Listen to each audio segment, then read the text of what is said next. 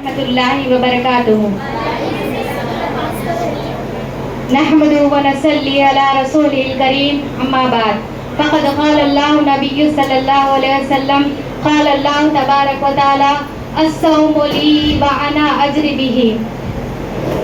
معزز اساتذہ، میری دینی بہنوں، آج اس پر رونق محفل میں میری تقریر کا عنوان ہے اسلام کا ایک رکن روزہ.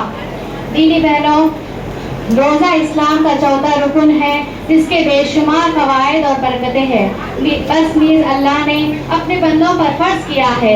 اللہ رب العالمین قرآن مجید میں ارشاد فرماتا ہے یا ایھا الذین آمنوا کتب علیکم الصیام کما کتب علی الذین من قبلکم لعلکم تتقون. اے ایمان والو، تم پر روزے فرض کیے گئے ہیں جس طرح ان لوگوں پر فرض کیے گئے تھے جو تم سے پہلے گزر چکے ہیں، تاکہ تمہارے اندر تقویٰ اور پرہیزگاری پیدا ہو جائے. اس آیت سے معلوم ہوتا ہے کہ ہم سے پہلے جتنے بھی انبیاء کے قوم گزرے وہ سب اللہ کو ماننے والے تھے اور ان سب پر بھی روزے فرض کیے گئے تھے. روزے کا مقصد اللہ تعالیٰ کو تمہیں تکلیف میں ڈالنا نہیں ہے، بلکہ روزے کا مقصد تمہاری بہتری ہے.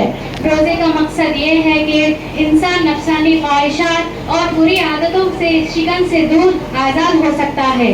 روزہ انسان کے اندر صبر کی مشق ہوتی ہے. روزے سے انسان کے اندر صبر اور تحمل پیدا ہوتا ہے.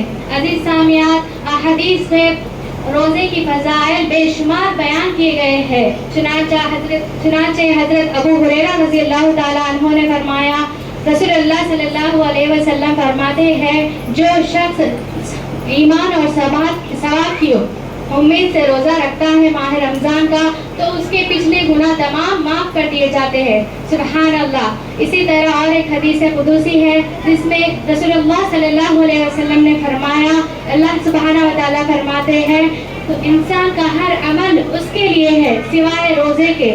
روزہ میرے لیے ہے اور خود ہی میں ہی اس کا اجر اور ثواب دوں گا. سبحان اللہ. اور اللہ تعالیٰ نے اسلام میں جتنے بھی احکام فرائض ہم پر فرض کیے ہیں ان کے بے شمار فائدے ہیں انسان کے لیے، لیکن روزہ ایک ایسی عبادت ہے جس کے فوائد اور برکتیں اتنی پوشیدہ ہے اور دنیا میں بھی پوشیدہ ہے اور آخرت میں بھی پوشیدہ ہے اس کے. تو روزہ انسان کا گناہوں سے بچنا اور انسان کے لیے جنت میں جانے کے لیے روزہ بہت کام آئے گا انشاءاللہ. تو دیکھیے، روزہ رکھنے سے انسان کے اندر نیکی کرنے کی عادت ہوتی ہے اور انسان برائی سے بچتا ہے، غیبت سے بچتا ہے، جھوٹ سے بچتا ہے اور اس کے اندر اللہ کا ڈر پیدا ہوتا ہے اور اسی طرح اپنا نفس پاک ہوتا ہے اور اسی طرح انسان کو تمام فوائد ہیں انسان کے لیے. اور سب سے بڑا یہ فائدہ ہے کہ اللہ کے لیے وہ تقویٰ اختیار کرتا ہے. دیکھیے، تمام دنوں میں وہ گناہ کرتا ہے لیکن روزہ ایسا ہے، رمضان کا مہینہ ایک ایسا ہے وہ کسی بھی کونے میں ہوگا لیکن اللہ کا ڈر اس کے اندر پیدا ہو جاتا ہے. وہ اللہ کے ڈر سے کھانا پینا سب کچھ چھوڑ دیتا ہے، غیبت، برائی، چغلی سب کچھ چھوڑ دیتا ہے. تو ایک ایسا مہینہ ہے، روزے کی وجہ سے انسان کے اندر تقویٰ پیدا ہوتا ہے. اللہ تعالیٰ، آخر میں اللہ سے دعا گو ہوتی ہوں کہ اللہ تعالیٰ تمام کو روزے کی اہمیت سمجھتے ہوئے روزہ رکھنے کی توفیق عطا فرمائیں. السلام علیکم ورحمۃ اللہ وبرکاتہ. ماشاءاللہ، بارک اللہ. خاموشی سے بیٹھیے.